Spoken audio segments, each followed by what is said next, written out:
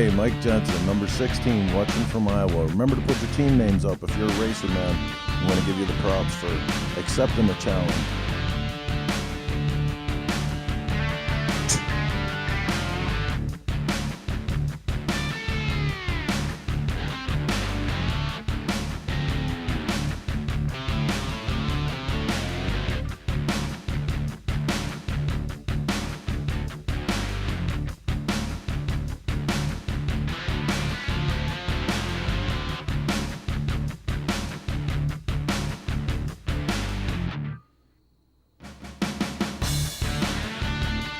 All right, guys, and after a little bit of technical difficulties here in the studio, looks like we're ready to get this one out of the station and up on the tracks and go live with this week's installment of the Motorcycle Cannonball Chronicles. Here we go.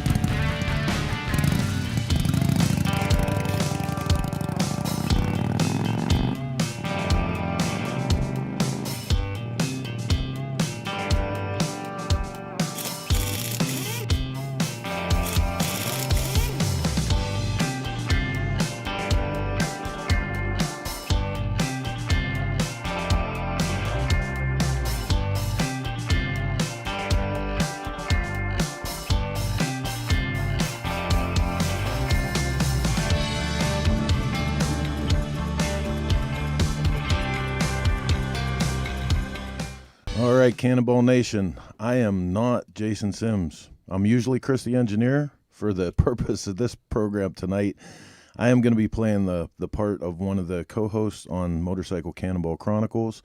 I'm joined by my fellow cohort in crime, Mr. Michael Lichter. How you doing tonight, Michael? Hey, Chris. Great to be here. I guess I'm sitting in for Rob Nussbaum. Yeah, so these are big shoes to fill, man. I mean, this is, I do a show every week, but when we got the call about this, that Rob and Jason weren't going to be able to be here, I started thinking like, wow, man, this is the Cannonball Chronicles. These are serious motorcycle enthusiasts who don't want to play games, man. So we gotta bring our A game, right? Oh, you know your stuff. I know that. You're the pro. So a little bit about Motorcycle Cannonball. If you guys are unfamiliar with this, probably the most incredible undertaking that's ever come down the motorcycle pipeline.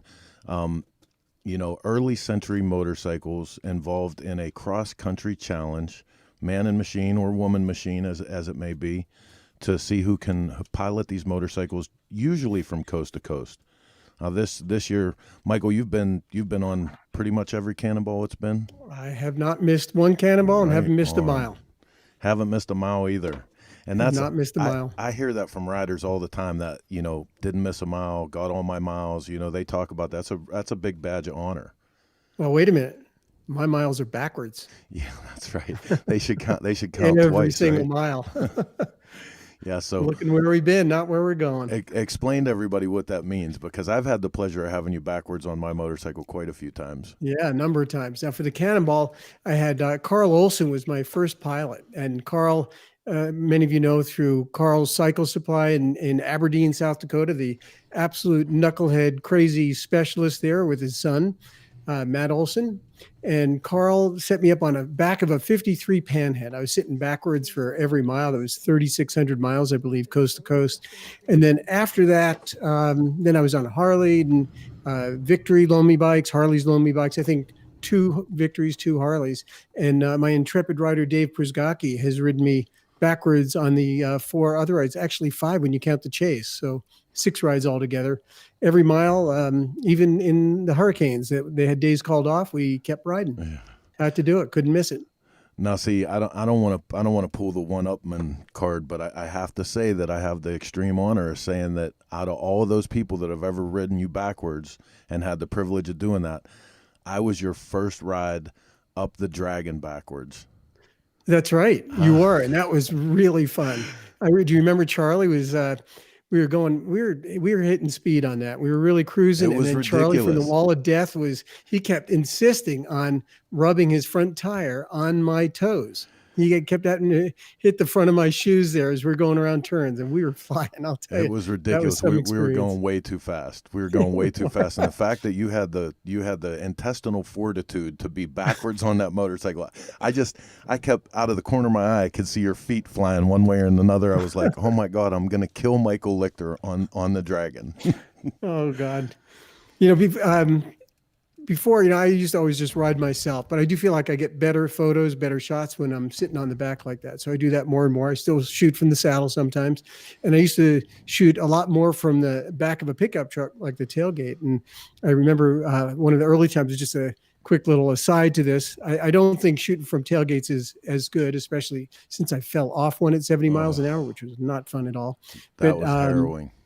That was definitely not a good day, but it was a good day in that I survived, and I'm here to tell about it. But earlier on, I think it was 1981, my wife had only, I don't even know if we were married yet. I think it was either 81 or 82 right after we got married.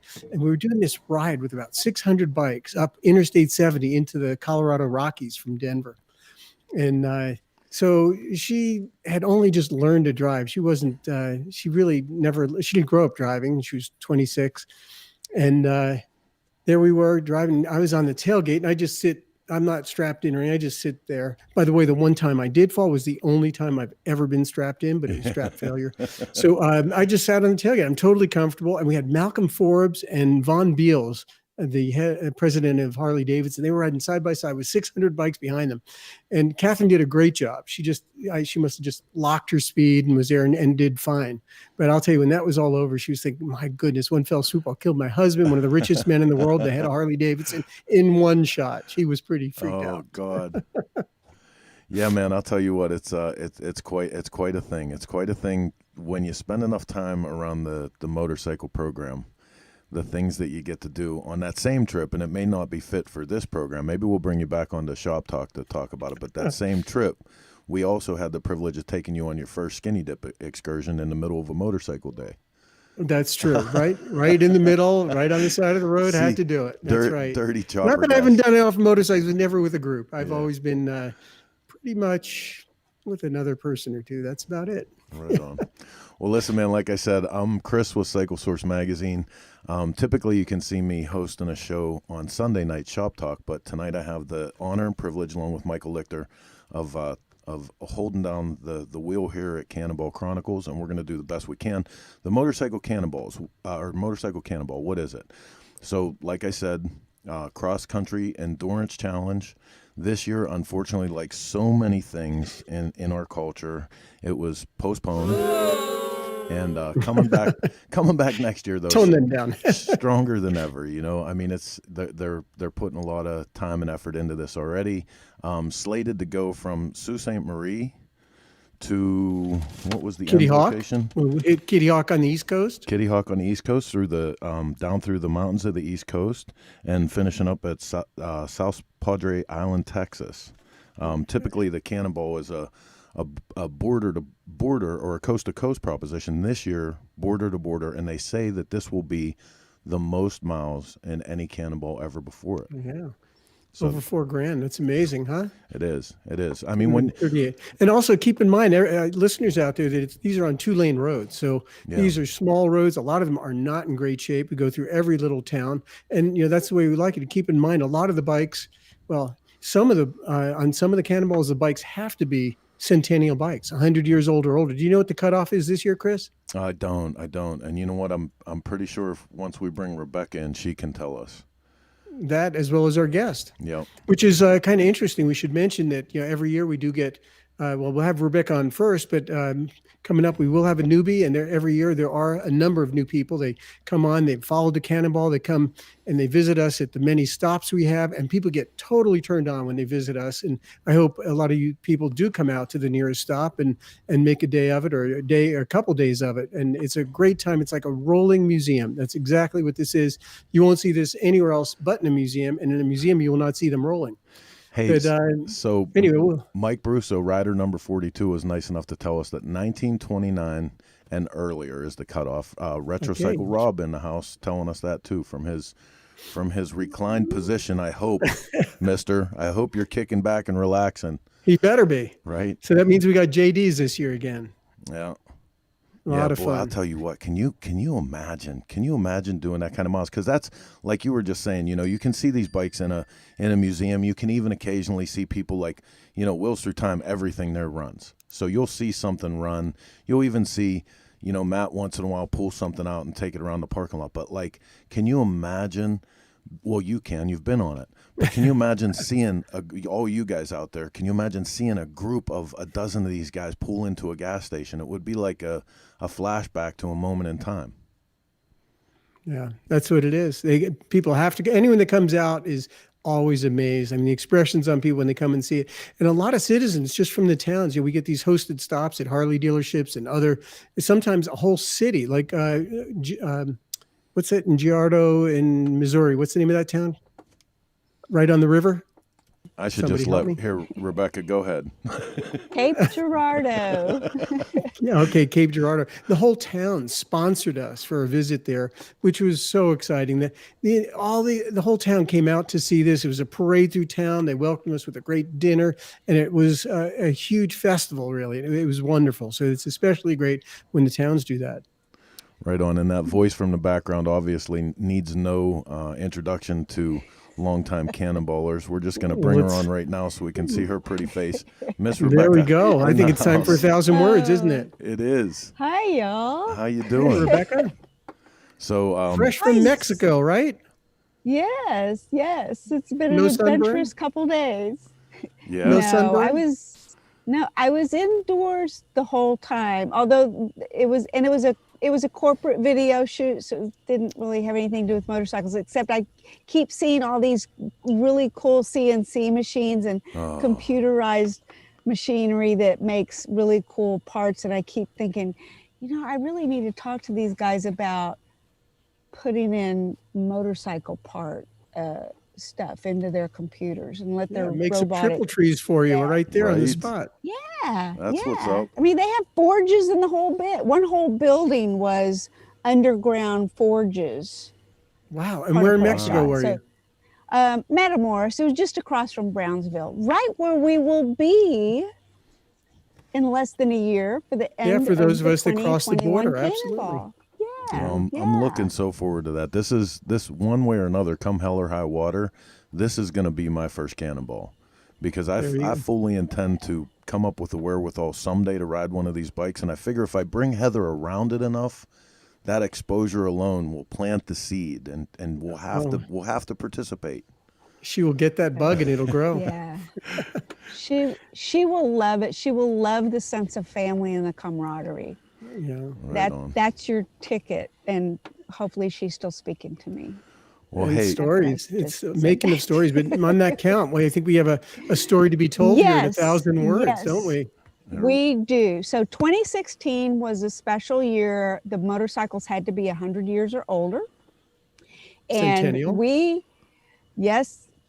And we saw some really interesting bikes. One in particular kept catching my eye, and I was having a really hard time getting the rider to make eye contact with me, as most of those new riders, are afraid of being around me for some reason. I don't know, the camera, I don't know. Don't forget, they are very focused on their ride sheets. Seriously, you take your eyes off the ride sheet for, you take it off for a few seconds too long and you're gone. You're on the wrong road. Yeah. Oh, that is, I can attest to that. I have taken a few wrong roads. And I know I have a lot of photos where it looks like people are sleeping because their eyes are looking down right at those ride sheets. Yes. So I caught up with rider number 54, Brent Hansen. We were at Lake Havasu, and I just was able to catch him and get a great interview with him. So I'm going to let him tell you about his bike. Let it roll.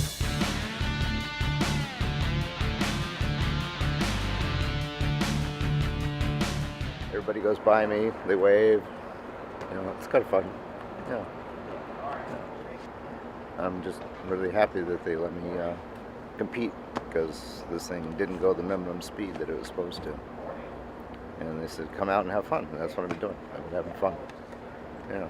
So what made you want to do the Shaw? That's what I could afford. I didn't have, lots of money to spend on a bigger bike. It would have been nice, but I just didn't have it. And I could do this, and so I'm making the most of it. Dropped the intake valve a few times and lost the motor mount yesterday, so I made a new one. And yeah, had a few troubles like everybody else. But just keep going. You know the history behind the Shaw motorcycle. He was an engineer. He was a steam engine engineer, and he built the first motor in 1909, and then he kept building kits that people could put a motor in a bicycle, basically. And in 1910, he bought the Kokomo Motorcycle Company for the machinery, and he built a few bikes, but then he kind of moved on into farm equipment. There was more money in that. And so he sold off the Shaw tractor company to Brush Hog in about the 50s. What are some of the challenges? Pedaling. You got to pedal everywhere, it seems like. I think the miles have gotten longer since we got out of Atlantic City. The mile was this long when we started. Now it's this long. And it's getting longer and longer and longer. So, but like I said, I'm having fun. It's been a kick in the pants. My favorite part about listening to that cat is how laid back he is. He's like, yeah, lost a valve, lost a motor mount, wheel came off, went rolling past me, but just keep going. Wow. Trip. Now, right? he was on a couple of Cannonballs, wasn't he, in 2012, if I'm not Yes. mistaken? Yes. Well, actually, I don't 12, know. 14. I don't know about 12 and 14. He was on the 2018 Cannonball with the guy who was his chase truck driver / mechanic helper in 2016, Daryl Oh, I think you're right. Richmond. 16 and 18, I you're right. keep getting their last names mixed up. Daryl Richmond and Brent Hansen. And they rode matching BMWs. I have to check my notes so I don't say the wrong bike. 1928 BMW R52s. So they both rode in 2018. Right. That Shaw was amazing. I mean, it was he just plugged along. It was almost like riding a bicycle across the country, wasn't it? Yeah. And I don't know if you know, Michael, the background of the Shaws. It was a motor kit you could purchase from a catalog, of course, and strap onto a bicycle. So it wasn't even a motorcycle. It was a, mount on Moped, basically. motor Attachment, and a gear. Yeah. And so when he was saying he had to pedal a lot, he had to pedal a lot. Well, and this, it was a very big challenge. we were looking at this this piece from the Motorcyclepedia, and if you guys aren't hip to this, man, if you have any curiosity about old bikes at all, Motorcyclepedia is just the coolest shit, because it's these little info cards that you can read the history. And when he talked about the Shaw Motorcycle Company selling out to Brush Hog, we actually find out in the notes here that it was to John Deere, right? Oh, wow. Yeah. That's amazing. So it's one thing I have to ask. So I've done some 1,000 words myself, and with my still photos. So it's very different with video. And of course, I've done some video training. I've made some videos, and then I gave it all up. I said, video's not for me. I'm not that guy. But I think part of it is I can't imagine the time I put in on my stills that video has to be 10 times that. And so here it's not just one moment. So it's not a still photograph. You took many clips and created this whole scene, a story about Brent and his motorcycle. So you picked this over other clips, and you must have thousands of clips now. Tell us why you picked this clip. Yes. Part of it is I just love his attitude and the fact that he took on this challenge knowing that he was already behind everybody else before he ever signed up. Absolutely. But he still wanted to do it. And I just love the story of it. And I really enjoyed getting to see him on the road. Because as you guys know, most of the time I'm live streaming in the morning, so I'm usually the last one to leave. In fact, there have been a few times that the chase guys left before me, and I would freak out thinking, oh my gosh, what if I break down? Nobody's going to come back and get me.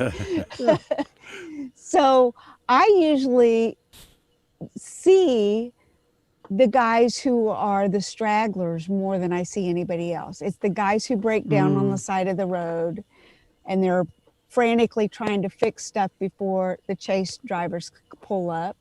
Or it's the guys like Brent, or the guy near a car, you know, those bikes that don't move as quickly, need some babying, you know, the Thors, because they break down a lot. Shinya, I see Shinya a lot.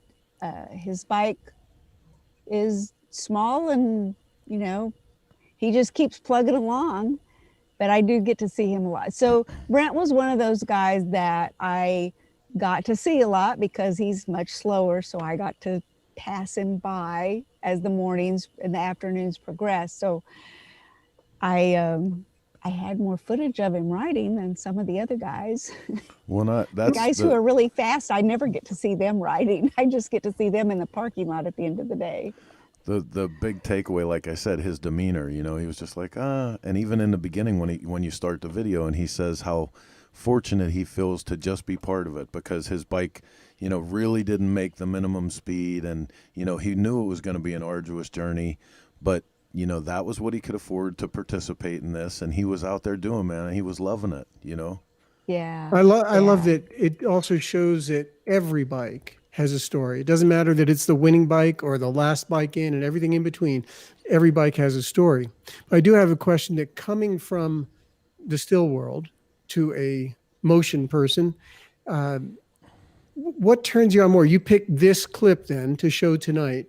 So when you're out there shooting, is it a shot that you get and you go, oh, I got a great shot? Or is it a sound clip that you get going, oh my God, what a story. This is perfect the way you told it. What is it that turns you on, or how does that happen? Or does it not happen till later? Both. Both, or all three, really, yeah. Honestly. Tonight, honestly, the reason you're seeing this one is because I had already edited it and I just got in from Mexico. So I didn't have time to go back through the footage and do something new. Hopefully that will change, and next week I'll have something that nobody's ever seen before. You know, because I've still got so many stories. I don't think you need to make anything new for this. We're just looking for your archives, really, what you have that's wonderful. And this really shows, you know, all ends of the spectrum, because you've brought on some incredible stuff too, of like just the most unobtainable motorcycle ever, and you know, these incredible machines, and then all the way down to this cat on this motorcycle. It's really shows the depth and how broad the audience is that participates in the Cannonball. I think it's killer. Yeah. And you guys mentioned earlier about how it's a rolling museum. One of the pieces that I'm working on is collecting a lot of the footage I have where the riders are in a space, you know, whether it be in the evening or the morning or a lunch break or a gas stop, and people come up and start talking to them, and the interactions that happen between the people either who knew it was going to come to their town so they came out and watched, or it's the guy who was part of the construction crew three buildings down from the gas station who just couldn't help but come see what was going on. Absolutely. I'm kind of excited about that one, but it's going to take me a little while because after, you know, so many Cannonballs, there's lots of those little moments. I have to go through all the footage to find them. So do you, again, back to your process, do you have everything archived? I mean, can't imagine you must have thousands of hours, but do you archive it in such a way that every clip is keyworded and time coded so you know that you're looking for a shot of Brent Hansen? Please, God, don't tell me yes. Please. No, Michael, you're so much more organized than I am. Because I mean, how do you do it otherwise, other than re-looking at everything? You pray a lot. I relook. I do go in and keyword a lot of stuff when I go back through it. When I first started doing this, my editing software didn't give me that option. And it was too cumbersome for me to bring in another software to do keywording and then match it up or make an Excel sheet. And I just was like, no, I'm not doing that. Now things have advanced to the point where I can keyword what I am looking at with my software. So I do that now. I started, I don't know, in 2017, I started doing that with the 2016 footage. And every time I go back through that, I do it. I do keywords. So I'm eventually going to have it organized, but I'm not there yet. Well, you have, a lot you of have it's to, just memory. You have to forgive Michael. He literally puts whole paragraph stories with each picture. Like he doesn't miss a chance to organize. Oh God, I'm terrible. But yeah, it's so slow. I've been working on the 2014 Cannonball. So like you, going back and looking for something, although I'm just re-editing the whole thing. And it's all about keywording for me so that the Cannonballers can go on my site and type their name in and find all the pictures of themselves. That's the goal. And obviously not just Cannonballers. I go to lots of different events, but it's tough, and it is a lot of work, and it's slow and tedious. But hey, good time for it now, right? Yep. That's right.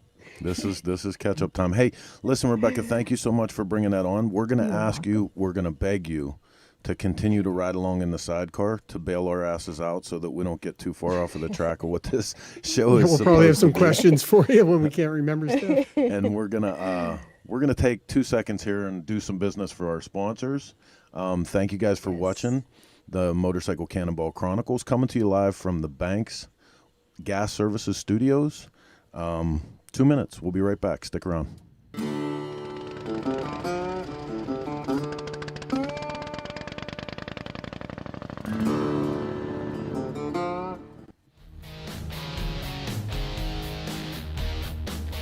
Hi, I'm Tom. I'm with Banks Brothers Motorcycles. One of the things I want to show you today is our new improved engine puller. The changes to this machine has been in the arms and in the hands. We put hind joints in the hand to allow rotation of the engine, which makes it easier to get it in and out of the frame. With the angle change, we have equal clamping pressure on them. And over here we have what's called the posi lock, which allows this to be locked in place and the engine can't swing from side to side.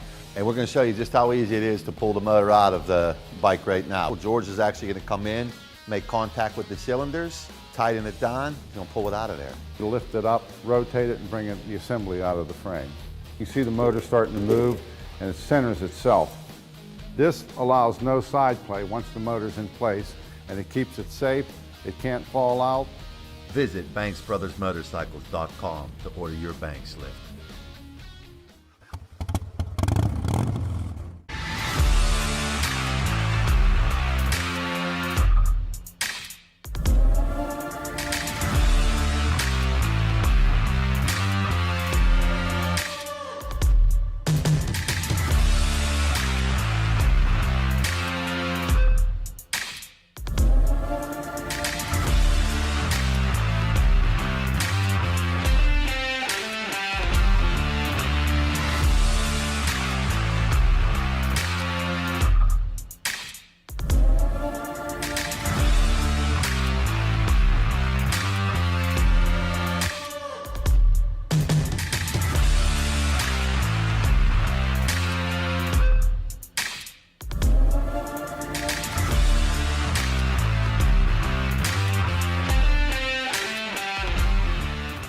All right, we're back. Special thanks to the Banks Brothers and all our sponsors, really, man.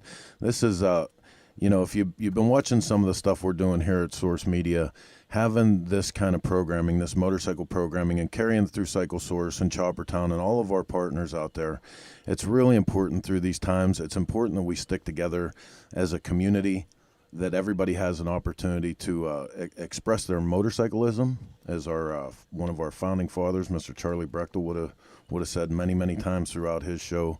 And we can't thank our sponsors enough for helping us do that.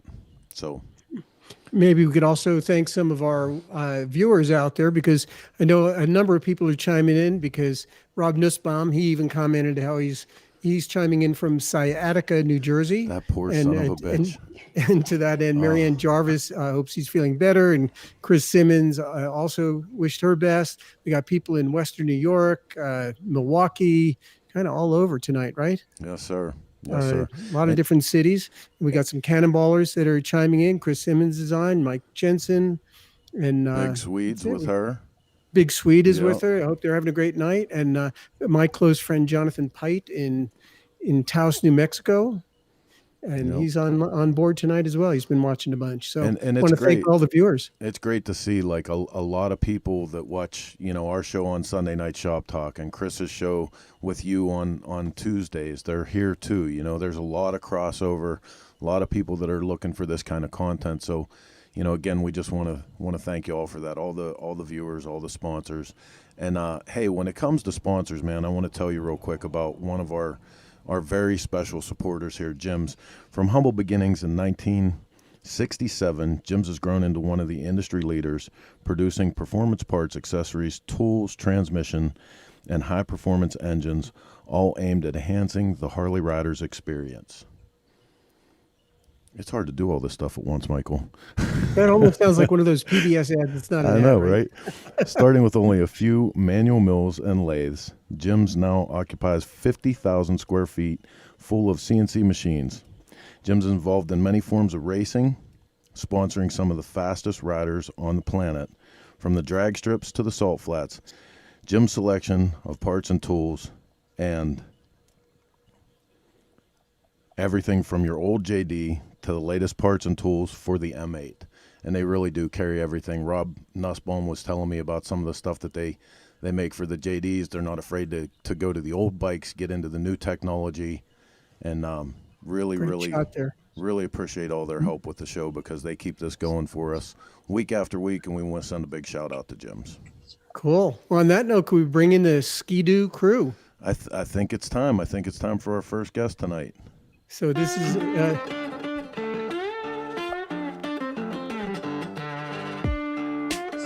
You can still introduce them while the music's playing, Michael. Okay.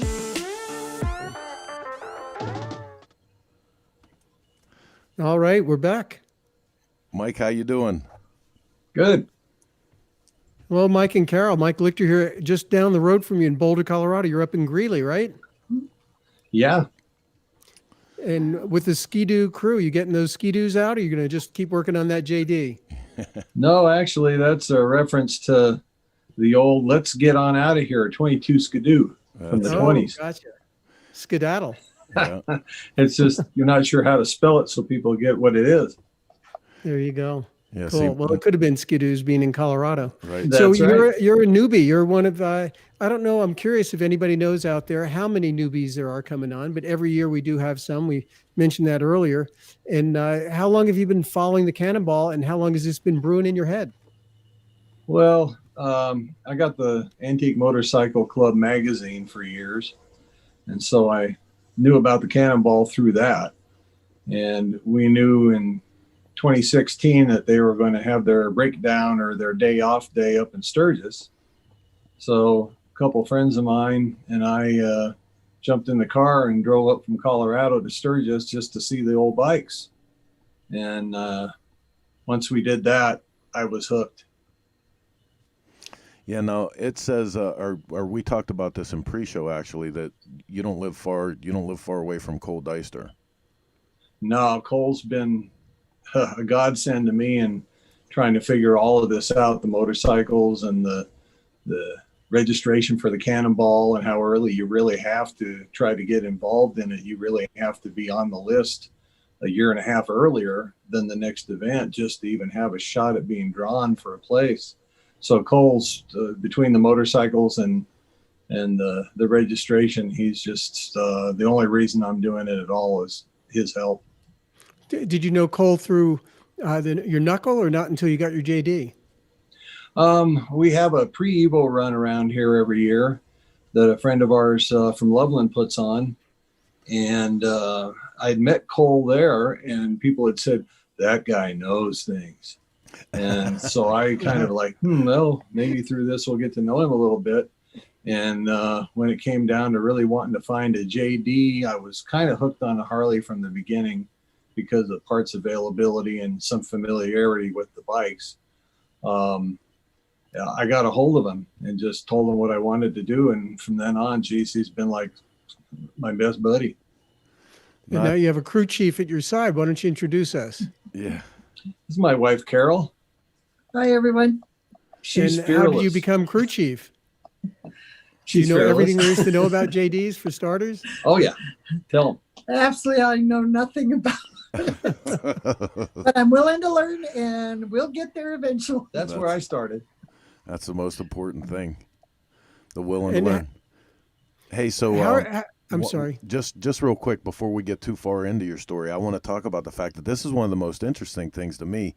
It says in our show notes that you've been riding for nearly 50 years and have only owned two bikes in that period, a 41 Knucklehead and the 22 JD that you're getting ready to ride on the Cannonball. Is this just because you're the kind of man that finds what he likes and sticks with it, or 50 years, man, with the same motorcycle? Well, I knew I wanted a Knucklehead right from the start. When I was 17 and 72, I couldn't get the money together to buy a whole motorcycle. So the guys I was hanging around with said, you better get some parts or something, or you got to go away. So I ended up buying a 41 Knucklehead motor for $150. Oh. And Wow. that's where it started. By the end of the year, I had the whole bike put together and running. Right on. Wow. Amazing story. So on this Cannonball, people approach it in many different ways. I've seen people come to the starting line on a bike. They rode there, and that's it. They got their stuff on the bike, and that's all they got. And we've seen other people that come with big RVs and support trucks and a whole shop that's set up in a trailer. How are you planning on doing this run? Well, first of all, we hit up all our friends for everything that we could borrow because we don't have a pickup truck. We don't have a big enough trailer. We don't have much of anything. So we had everything all lined up to do this whole thing. And to everybody's relief, now the mileage isn't being put on their vehicles and trailers after all. See, and I love to hear this, man, because the general consensus for people that don't get into the antique motorcycle world or into the Cannonball world from the outside, like a bunch of the chopper guys sit around and talk about how, you have to have so much money to do this, and it's all, rich guys and the motorcycle elites. And, the more that we do the show and the more that I sit back and, through the show I meet you guys, it's not like that at all. There's a lot of people making hard choices to make this stuff happen. Yeah, there's no doubt about that. I mean, you can think that it's going to cost you this much to do something like this, but with all the modifications and trying to hunt down spare parts that are 100 years old that are actually going to be at least as good as the ones you've already got, and meals and staying overnight and putting together vehicles you don't own and all this kind of thing. Yeah. So are you borrowing a vehicle to get there, or just are you borrowing a vehicle or a trailer, or what are you going to actually appear to start with? We actually were set up to use one friend's trailer and another friend's pickup truck. Well, there you go.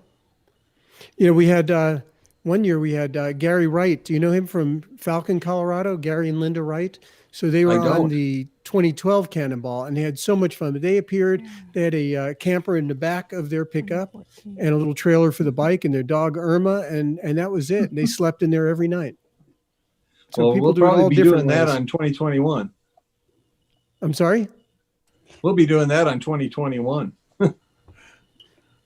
Right on. Are you not going to stay in the hotels? Oh, well, I don't know. By then it may all change. We had it all worked out, but a year from now, who knows, right? That's right. Cool. It's really got down to month by month now. It's so hard to plan anything. Yeah. It's crazy. So listen, what makes you decide to go after a JD? I mean, why specifically the JD? You have everything to choose from in all the allowable years. Well, we were going to the Mecum auction because I'd chased down 7 JDs, and of them, only one of them even had good serial numbers. It was just incredible how many of them I couldn't ever register in this state or even ride. And So we decided we'd go to that auction because there'd be something there. And once I got there, then I started looking at Indians, and I started looking at everything under the sun, trying to figure out, everything was attractive. But the main reason on the Harleys was because I had some background in them and had worked on them for friends and for years and years. And the other thing is that I felt they were a successful Cannonball choice because a lot of them complete the run. And there are spare parts out there if you keep hunting. Thank God for the internet. That's Wow. So was there a pre-auction catalog, and did you see what was offered, or did you really just go there cold and walk in and say, okay, let's see what they have? No, we saw the catalog, and I had already picked out things I wanted to check out. One of the things that surprised me the most is how many bikes were being sold without a title. And I wasn't going to buy a bike for Colorado without a title because I think, as Mike Lichter might know, Colorado is a very tough state on serial numbers and proper titles. I lost the bike for 2 years because of that. Ta-da. There you go. Yeah. No, I know about it. Cops grabbed it. But Yep. so how many bikes did you narrow it down to when you went? How many did you have your eye on? Every JD in sight. So there were probably 6 maybe that I was interested in.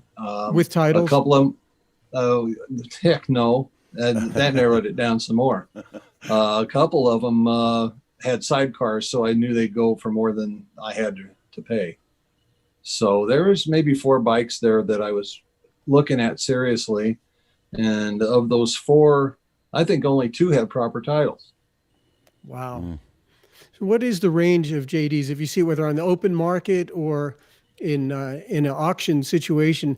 What's the lowest you've seen one go for in the last year or two, and how high do they go? Well, it comes down to serial numbers and titles. I'd say for a titled bike, you can get in there somewhere in the mid-20s for a complete bike, but without knowing much of its history. And then Complete running bike, you mean? Well, just complete. All right. And then I think it's just sky's the limit, because when you prep a bike for the Cannonball, so many things change, and there's you've got to consider that you've got to have a bunch of spare parts that are also antique parts too, and that adds up like crazy. Yeah, and good solid antique parts ready to go.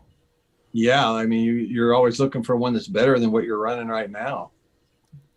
So I'm sorry.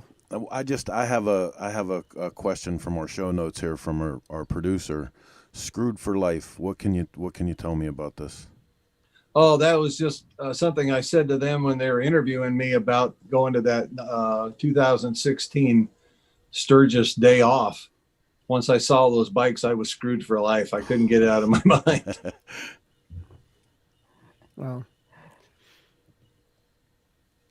Well, I think the Cannonball, unfortunately, may have really made it tough on the bike market, because some of these bikes, this is a question probably for Jason Sims, if he's listening, or maybe Rob could probably answer this one, but how the prices have changed since the Cannonball started. Like, I'd be curious what bikes cost. Of course, there's inflation and things have gone up in general, but not everything. And I'd love to know the difference between 2008 and 2020, like what happened after 5 Cannonballs in a chase. I would imagine that really has influenced the pricing of these things. What do you think? Well, we went back to Las Vegas again this year, even though we weren't looking to buy a bike, and the prices were down. And that was before it was announced that there wouldn't be a run this year. But I think that it does affect it, because you couldn't get into the Cannonball if you bought one at this last year's auction, because it was too late. All the spots were taken. Mm-hmm. The year before was when you had to be prepared to be registered. In fact, I was registered before I even had a bike, which put pressure on me to find one and get it going. And the prices were high. So I think it very much affects the prices, but they fluctuate up and down depending on whether you can get into the Cannonball or not. Now that's something from an outsider, because I've never gone through the process of registration or, waiting to see if my name's. names called. Explain that for the average person out here that's watching it, the process of actually getting accepted as a racer for the Cannonball. Well, I'll do my best, and Jason would probably cringe because my impressions may not be totally accurate. He's the only one that really knows the magic. But the way I understood what happened was you had to be on a list showing interest in it about a half a year after the last event. So a year and a half early for the event you wanted to be a part of. And then from there, you didn't have to have a motorcycle yet, but you needed to start finding one and getting it going. If you were in the previous Cannonball and you send in an initial entry fee, then you were automatically entered in the next one. And there are approximately 100 entries each year. They've had to try to keep it down, or else it would get completely out of control dealing with the numbers involved. There are a lot of people that will do this. So I don't know. I kind of lost my train of thought there, but Well, in terms of the number of people, you also have to be careful. Oh. We go through these little towns, and the hotels can't support them. They just don't have the rooms. We'd be too Well, spread out. and I remember where I was at. 85 people re-upped, which meant that there were approximately 15 Wow. or so spots that were available a year and a half ahead of the event. And so everybody that sent in their name got put into a drawing, and some people that really expected to be able to get back into the Cannonball, having missed one, didn't get drawn. And some people like me that were just lucky stiffs got drawn against all the odds. So there weren't very many spots to even be had for this last Cannonball. Hey, Yeah, Mike. for our listeners, they should keep in mind, people do apply from around the world. We have Yeah. people from Australia, South Africa, Europe. We have somebody in from Thailand this year. Mike, Mike, I have some information here to catch us up on. Actually, Jason Sims comes in to tell us the Cannonball has single-handedly raised the price of pre-1930 motorcycles by more than 40%. Rob Nussbaum from the sidelines says that has raised prices and legitimized the JD as a viable riding motorcycle. Yeah, I believe it. And Cole Deister, this is just a funny thing. You know, if you've been watching this show, you guys know the legend of the Reaper. And Cole said that his dog tore the Reaper outfit up after Doug was there. Could this be the end of the Reaper? Oh, my God. Well, this is the time of year to replace it, I guess. Yeah. I'll tell you, when that truck comes up from behind, people are cringing. Want a little more time when that sweep truck comes. Yes, they are. So, hey, Carol, real quick, you know, we were having fun with you in the beginning of this saying, you know, how did you get to be the crew chief? And you said, well, you don't know much, but you're willing to learn. It actually says in my show notes here, though, that you grew up in a gearhead family. Yeah, my dad, we had street rods most of my life, and come to find out he had a Harley when he was younger. And after I met Mike, I had to get my own bike. And so it started from there. I'd ridden as a kid with both my brothers. And my dad bought me a little 125 Honda street bike that we used to ride railroad tracks in town with. And I've had the bug all my life, and we've grown from there. She's owned more motorcycles than I have. Right on. Right on. So, hey, we have some images here that you guys sent in ahead of time. I don't know if you want to flip through some of them. You can tell us what's going on. I sort of see the direction of some of them, but maybe you can fill us in. I think the first one coming up is self-explanatory. That's probably when you first got to JD. Yep, that's at the Mecum auction. And that was me sneaking up on the camera. I photobombed my own bike. plate and everything ready to go. Yeah, that was ready to go. Now here's something we have to talk about, because they said this was the biggest hurdle that you faced in this whole process. Yeah, the bike I bought was an F. The bike I bought was a non-electric acetylene headlight F, and tore it down, but didn't tear the bottom end apart because the rods felt runnable. The cylinder bores were runnable. Everything was runnable. So I put the bike back together again and rode it all that summer and into the next winter. And then did a final tear down this last winter to rebuild it for the Cannonball, to rebuild everything. And when we did the final tear down, that's one of many cracks on the left engine case. Oh. It was shattered like an egg.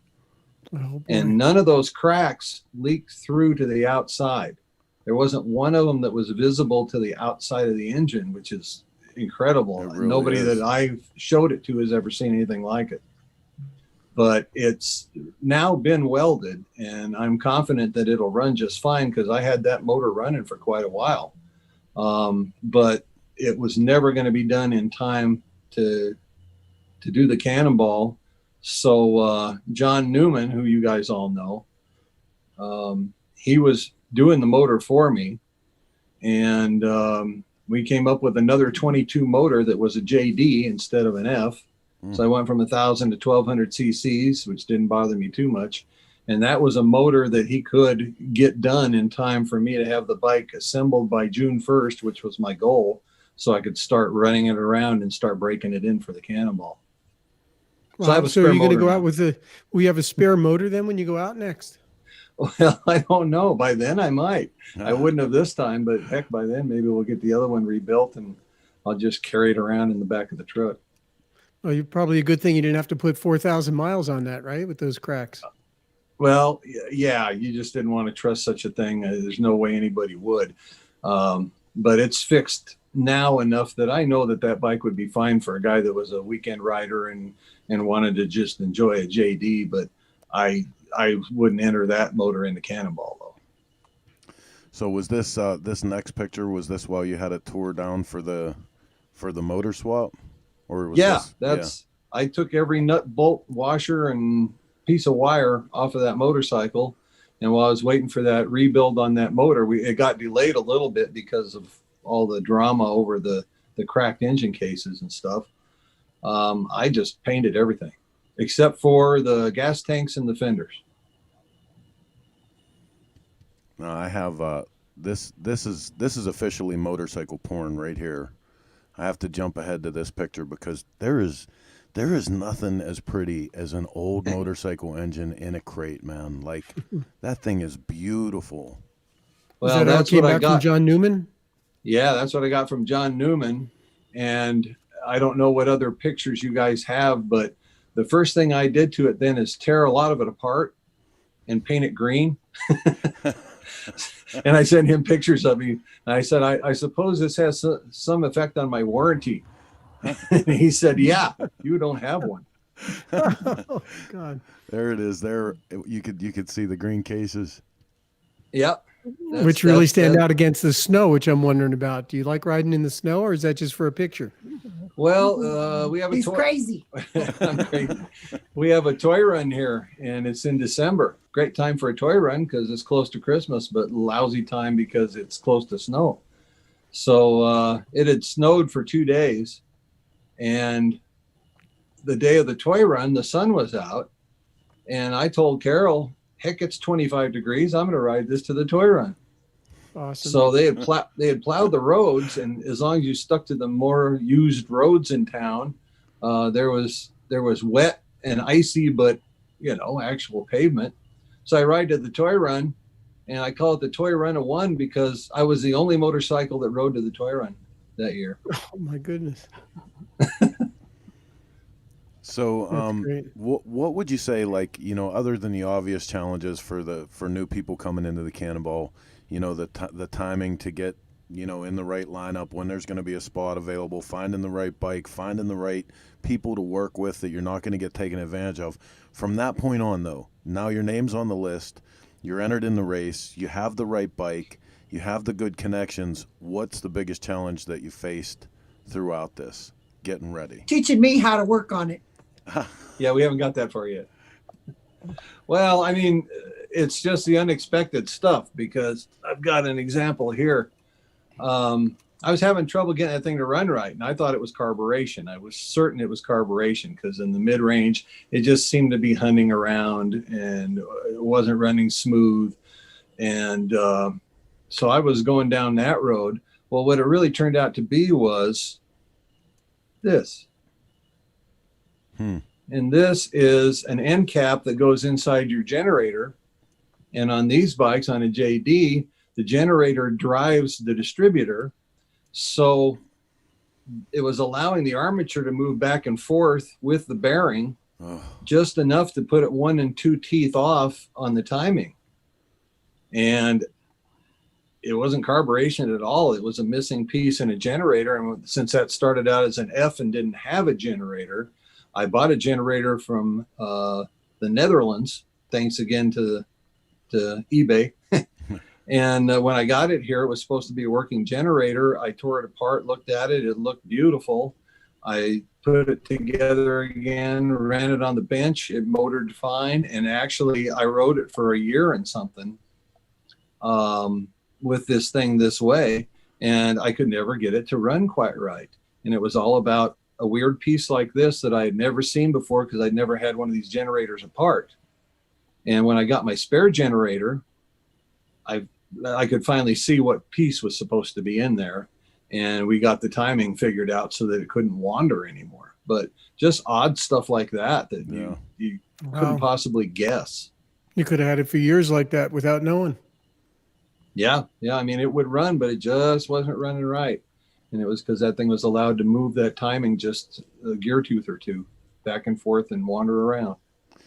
So we had a little bit of conversation in pre-show, and it was when I asked you about your career as a musician. I heard that you have ties in music also.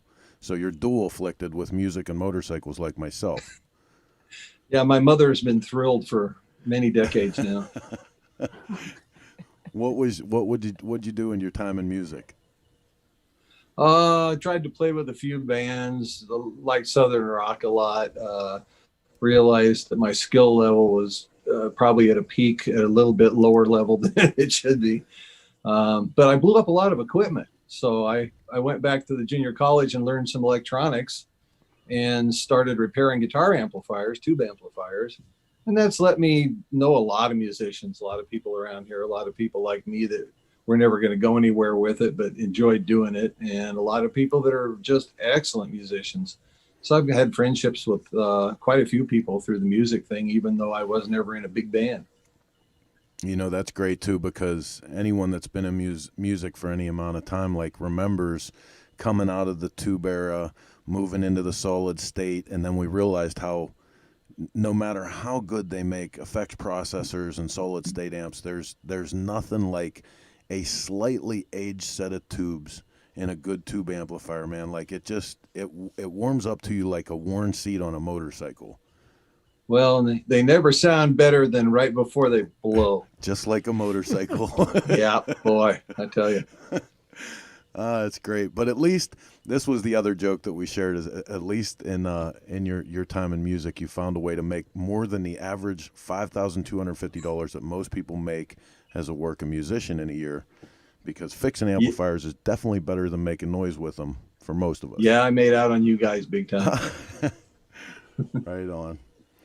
Well, it's awesome, man. I can't wait to see you out there, to see how you're going to do with this and watch you with that bike. I mean, I think the questions that come from not knowing would probably be the biggest thing, you know, as it gets closer and closer. I would imagine the anticipation and the anxiety, right? Yeah, the other thing that I ran into is that I got that bike together on June 1st, which was my goal. And then we had the hottest summer, and I think Mike Lichter can confirm this. We had the hottest summer that I ever remember, and I've lived here forever. And every day when I would get off work and want to put a few miles on that bike, it was 90, 93, 95, 98. And it's not that it was the hottest day that I've ever been on, but it was relentlessly hot forever. And it's a terrible way to break in a new motor, you know? And it's That's just one thing about the you can't Cannonball. do anything about it. You're going to see a lot of weather changes. You know, there was one time we did the southern route, and I'm telling you, it was 100 degrees crossing Texas for a couple days, and then you get up into the mountains, and it is a full range. We've seen snow on the Cannonball, ice certainly, not tornadoes, hurricanes and Yeah. terrible heat. So you're put through the test, and so's your bike. That's for sure. Yeah, it's something that you can't prepare for, I don't think. I mean, I'm not as young as I used to be, and Carol keeps telling me, you've got to start exercising or you're never going to make this thing. I'll tell And you, I'm it's not a in test. too bad a It's shape. a test. In terms of working on the bikes late, for me, I'm out photographing late and working on the photos, and then you got to get up early in the morning, start it over again, and it's as they say, ride, rinse, repeat. But it's grueling. I think you almost do need to work out for it. One thing I'd love to see is I wish they'd have some way that younger people could sign up for this as mechanics. I mean, wouldn't it be cool if there was like a little mini school Mentorship. bus that Yeah, there were yeah. 12 or 15 mechanics and Yep. young guys that just want to do it, and somehow they come along and they just help people and they're That'd be learning the great. whole way, because what a great way to learn. Wouldn't that be a cool thing to have? Yeah, boy, you're a dreamer, aren't you? I think a lot of young people would just love the opportunity. If they had their expenses yeah, but- covered, it would be great. You don't want to turn people loose that have never seen one of these things. That's true. But they could be Like me. a third hand for you. Just helping with different stuff. Yeah. There's a lot to I help think with, it's a lot to learn. I think it'd be a great idea. I'd like nothing better than to have somebody come along that had an interest. I would love to have done this my whole life up till now that we're trying to do it. Yeah. I can see it. Hey, Mike, some good news here. Chris Simmons is checking in, and she said Pat was just checking on his 6L6s on his Tweed. May need you, Mike. We might have scored you a gig with Pat Simmons here while you were on the show. The Doobie Well, Brothers. Tell Pat I've got an extra 56 twin and an extra 58 baseman just in case he's looking. Right on. Chris and Pat, both, longtime supporters of the Cannonball, of this show. Chris does an incredible show on Tuesday nights with Michael, typically, called Coast to Coast. And, man, I've really been enjoying that. Incredible guest. Last night they had Karen Davidson on. It was a really good conversation. We've had some good shows for sure. Yep. And Chris Simmons chimed in, and she, with an exclamation point, put out that you are definitely ready for the Cannonball. There you go. You're bona fide. Well, I hope so. You're bona fide right there. There it is. Chris asked Cool. me up in Sturgis a couple of years ago. I said, Cole introduced me and said he's going to be riding on the Cannonball. And she looked at me. She says, why? But she knows why. Hey, Mike, where do you have a social media, Facebook or Instagram or something where people can follow along with your Cannonball journey? No. We barely made this darn thing work here, but Carol's been bugging me that we need to figure out how to do something like that. So maybe in the Absolutely. future we will, but not now. Absolutely. Well, it's going to be important. We'll get it figured out.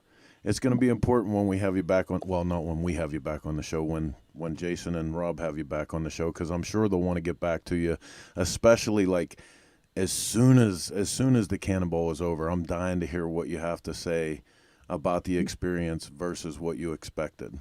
The follow-up. Well, Yeah. Well, one thing I'm not going to do is I'm not going to be ashamed if I miss a day or two because we have to repair something, because I just think it's inevitable. It's astonishing to me that anybody, let alone around half of the field, can have a perfect score at the end of this thing. I just can't imagine how that's possible, but I'm going to try. That's a good attitude to go in. It's about the journey, not the destination, right? Oh, yeah. Cool. Well, Chris Simmons did come back to us, and she's assured that Pat will be right over. So apparently some of those numbers and phrases that you mentioned are titillating to Mr. Simmons, and he's on his way. Well, we have a spare room, and in our house, you can turn it up to 10. 11. 11, 11. absolutely. All right on, man. Well, listen, Mike and Carol, was so great spending some time with you guys, getting to know you, and I look forward to seeing you out on the Cannonball. I know the regular hosts here at Cannonball Chronicles will love to have you back on. Lots of stuff to do between now and the start of the Cannonball, so even after the fact, before, I'm sure we'll be seeing you again here. And I'll probably see you somewhere in Colorado before then. Absolutely. I've got a couple of people for you to meet that I think you've already met before. So since you're so close, we will get together somewhere here. On that pre-Evo run, maybe. Yeah. Yeah. Yeah. Carol actually has an Evo, so we make her park away from us and then point at her and snicker and things. And so now she just goes and she parks away from all of us and just looks at it. There you go. Cool. Right That's on. the attitude. She can ride with me. There you go. Good. All right, guys. Well, listen, thank you again for being on with us. In case you guys are just tuning in, this is the Motorcycle Cannonball Chronicles. I'm Chris. Michael Lichter. We're both sitting in here for the regular hosts of the show.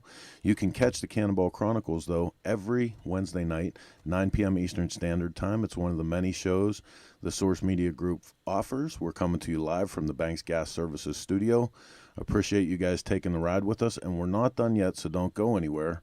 I'm going to take a second and switch over and bring our sidecar rider back on, and while I do that, I'm going to ask Mr. Lichter, what do you have coming up this week, Michael? It's COVID times. I'm still doing my PT for my shoulder, so that's every day for several hours, and lots of editing. That's what I keep doing. Lots of editing. Not shooting these days, but editing. I just finished the next issue of Cycle Source magazine right before I sat down in the trailer here. Heather is in the office right now doing final edits, so we're going to do... You probably don't know this. You've never been around when we finish the magazine. So 282 issues this month, and do you know what we do? We've never skipped a time when the very last page goes to the printer. Do you know what we do? I presume ring a bell somewhere. We play the Snoopy song from Charlie Brown, and we dance around the office like idiots. Like that's our ritual. Snoopy. That's our ritual every time we finish the magazine. I love that music. It's my favorite. Oh God. Oh, Jesus. I can't believe I said that in front of like a million people right now. It's ridiculous. Oh, you're going to have to play the tune too. Yeah, right. Cool. Rebecca, what do you got coming up? Oh, yeah. Well, tonight's show has inspired me to go back. There's a few more stories that are just eating into my brain that just have to be told. So I'm going to be digging through some Cannonball footage for those. To pay the bills, I do corporate videos, and I'm in the beginning of the second season on a series that I've been doing in the oil and gas industry, which they all love, and I learn new words about really technical engineering stuff. But your true passion can be seen at Red Flyer Media. Yes, thank you. Yes. Red Flyer Stories Media, from the that's road. me. Yep. That's great. Right on. Yep. And like I That's said it. earlier, Rebecca's a regular fixture at the Cannonball. You can see her packed down with gear like she's heading into the Grand Canyon daily, ready to collect the stories that immortalize the riders who accept this challenge. And boy, does she put the miles on. She rides to the start and rides home from the end. That I do. She's way tougher than This me, Michael. year it's a short ride home. Yeah, how about it? This How'd you luck out time for for a that? change. There you go. All right. Additionally, I want to remind you guys to check in on Michael Lichter. You can dial him up at lichterphoto.com. He's currently in the middle of updating this site, but you get plenty out of it. There's an entire motorcycle history. This is one of the most respected, longest-running photographers in the history of motorcycles. He's captured our best and our worst, and it's all immortalized on his pages. You can also catch up with our show host when he's finally back in the swing of things, Mr. Rob Nussbaum and his Retro Cycle, Antique and Motorcycle Parts. Does a fantastic job up there in New Jersey. The Banks brothers, we want to thank them one more time for everything that they do. And if you don't know about this tool, so awesome. We have one in the Grease and Gears garage now. You would have to pry it out of my hands to get it away from me. Motorcycle Cannonball, if you're looking for more information, motorcyclecannonball.com. It'll give you everything, all the updates, up to the minute news. And if by chance you want to lend some support to this incredible undertaking, make sure you stop by their store. There's plenty of neat tchotchkes you can pick up, stuff to support, show your support, whether it's a t-shirt that you're wearing or a pennant that you have in the garage. Support the Motorcycle Cannonball, the only event of its kind. And with that, Cool. Mr. Lichter? That's it. Great show. And we'll look forward to seeing the host back next week. Yes, sir. And I'll see you and everybody else on Tuesday night with Chris on our Coast to Coast. Tuesday night, Coast to Coast, Sunday night, Shop Talk, and next week we'll see you right back here for the regular host at the regular time of 9 p.m. Eastern Standard Time for another episode of the Motorcycle Cannonballs. Take care of each other. See ya. Thanks very much. Bye.